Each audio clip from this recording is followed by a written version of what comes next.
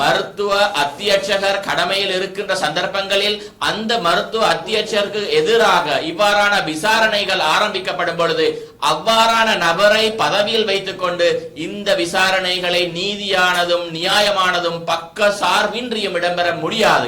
நிதி குற்றச்சாட்டுகள் காணப்படுகின்றது, நிர்வாக குறைபாடுகள், நிர்வாக குற்றச்சாட்டுகள் காணப்படுகின்றது. அதே போன்று இந்த வைத்தியசாலையில் பாதுகாப்பற்ற சூழல்கள், நாங்கள் பல தடவை இது தொடர்பாக நாங்கள் கலந்துரையாடி இருக்கின்றோம். வைத்தியர்களுக்கு எதிராக பல பாதுகாப்பற்ற அச்சுறுத்தல்கள் இடம்பெற்றிருக்கின்றது. அக்கரைப்பற்று வைத்தியசாலை மாத்திரமன்றி கல்முனை பிராந்தியத்திலும் சுகாதார சேவைகள் இவ்வாறு சீர்குலைவதற்கு இந்த அனைத்து விதமான பொறுப்பையும் சுகாதார அமைச்சின் செயலாளரை ஏற்றுக்கொள்ள வேண்டும். ஏனென்று சொன்னால் இவ்வாறான விசாரணைகள் வேண்டுமென்றே மந்தகதியில் இடம்பெற்றுக் கொண்டிருப்பது அவதானிக்கப்பட்டு கொண்டிருக்கின்றது. அதாவது அக்கரைப்பற்று தல வைத்தியசாலையில் கடமை புரிகின்ற மருத்துவ அதிகாரி, அதாவது இந்த வைத்தியசாலைக்கு பொறுப்பாக இருக்கின்ற இந்த வைத்திய மருத்துவ அதிகாரியின் தாண்டோடித்தனமான தன்னிச்சையான செயற்பாடுகள் காரணமாக அக்கரைப்பற்று வைத்தியசாலையினுடைய அனைத்து விதமான சேவைகளும் முடங்கி இருக்கின்ற ஒரு நிலை உருவாகி இருக்கின்றது. இது தொடர்பாக இந்த மருத்துவ அத்தியட்சகர் தொடர்பாக நாங்கள் தொடர்ச்சியாகவே ஊடக மாநாடுகள் மூலமாக தெளிவுபடுத்தி வந்திருந்தோம். இவருக்கு எதிராக பல்வேறு தரப்பட்ட குற்றச்சாட்டுகள் காணப்படுகின்றது, நிதி குற்றச்சாட்டு காணப்படுகின்றது, அதே போன்று நிர்வாக ரீதியான குற்றச்சாட்டுகள் காணப்படுகின்றது. அதே போன்று இந்த வைத்தியசாலையில் அக்கரைப்பற்று தல வைத்தியசாலையில் வைத்தியர்கள், அதே போன்று இந்த வைத்தியசாலையில் ஊழியர்கள் கடமை புரிவதற்கு பாதுகாப்பான ஒரு சூழலை உருவாக்க முனையாமை போன்ற பல்வேறு தரப்பட்ட குற்றச்சாட்டுகள் தொடர்பாக தொடர்ச்சியாக இவருக்கு எதிரான விசாரணைகள், இவருக்கு பலதரப்பட்ட முறைப்பாடுகள்,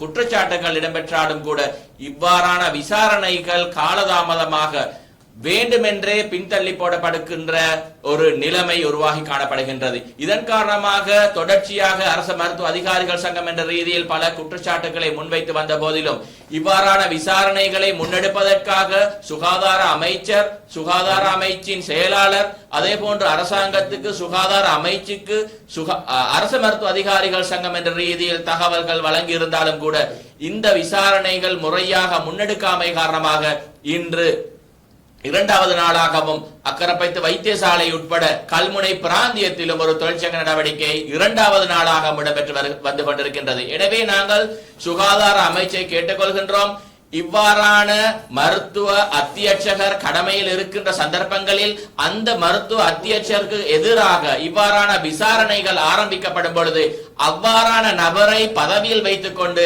இந்த விசாரணைகளை நீதியானதும் நியாயமானதும் பக்க சார்பின்றியும் இடம்பெற முடியாது. எனவே உடனடியாக இதற்கான ஏற்கனவே பல உதாரணங்கள் காணப்படுகின்றது.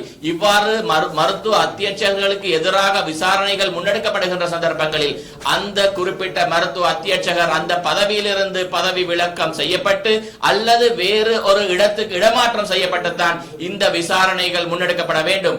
அவ்வாறு முன்னெடுக்கப்படுகின்ற சந்தர்ப்பங்களில் தான் இந்த விசாரணைகள் நீதியானதும் நியாயமானதும் பக்கசார்பின்றியும் இடம்பெறுகின்ற விடயம் அனைவரும் அறிந்த விடயமாக இருந்து கொண்டிருக்கின்றது. எனவே அரசு மருத்துவ அதிகாரிகள் சங்கம் என்ற ரீதியில் நாங்கள் இதனை மீண்டும் வலியுறுத்தி கூறுகின்றோம்.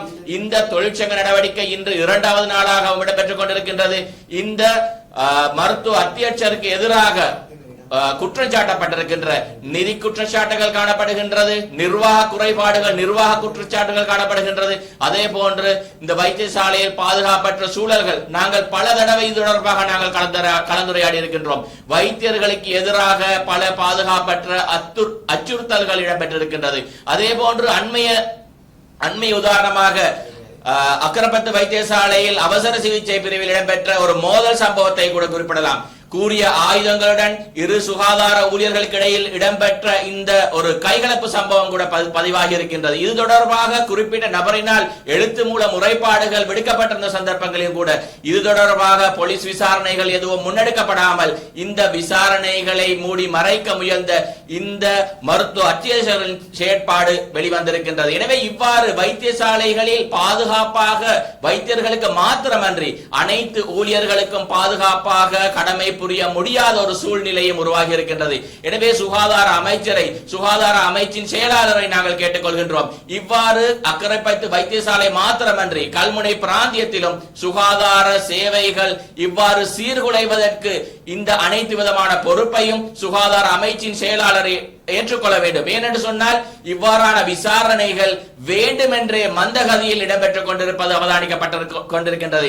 எனவே இந்த விசாரணைகள் தீவிரப்படுத்தப்பட வேண்டும். உடனடியாக இந்த குறிப்பிட்ட மருத்துவ அத்தியட்சகர் இடமாற்றம் செய்யப்பட்டு நீதியானதும் பக்கசார்பற்றதுமான ஒரு விசாரணை இடம்பெற வேண்டும் என்ற கோரிக்கையை அரச மருத்துவ அதிகாரிகள் சங்கம் மீண்டும் வலியுறுத்தி கூறுகின்றது. இதற்காக வேண்டி இரண்டாவது நாளாகவும் இன்று தொழிற்சங்க நடவடிக்கை கல்முனை பிராந்தியத்தில் இடம்பெற்றுக் கொண்டிருக்கின்றது. எனவே இன்றைய தினம் பின்னேரம் சுகாதார அமைச்சருடனான அரச மருத்துவ அதிகாரிகள் சங்கத்தினுடைய ஒரு கலந்துரையாடல் இடம்பெற இருக்கின்றது.